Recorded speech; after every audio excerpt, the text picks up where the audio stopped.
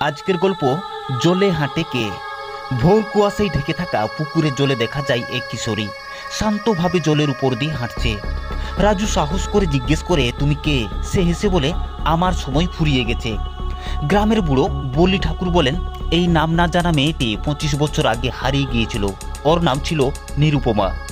রাজু অনেক খোঁজ খবর করে জানতে পারে নিরুপমা ছিল গ্রামের এক মেধাবী মেয়ে, যাকে বহু বছর আগে পুকুরের কাছে শেষ দেখা গিয়েছিল। গ্রাম্য কাগজে লেখা নিরুপমা নাকি পুকুরে পড়ে ডুবে যায়, কিন্তু দেহ মেলেনি কখনো।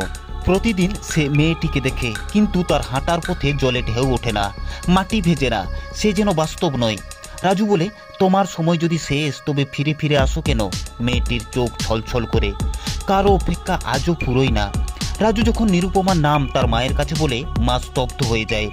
কেঁদে ফেলে বলেন, সে ছিল আমার মেয়ে, তোর দিদি। তুই তখনও জন্মাসনি, ডুবে গিয়েছিল এই পুকুরেই। রাজু স্তব্ধ।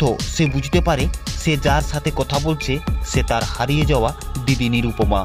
পরদিন ভোরে রাজু আবার যায় পুকুরে, বলে, দিদি তোমার অপেক্ষা শেষ।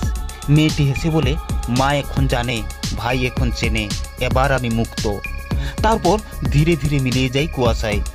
ভালোবাসা আর অপেক্ষা মৃত্যুকেও জয় করতে পারে।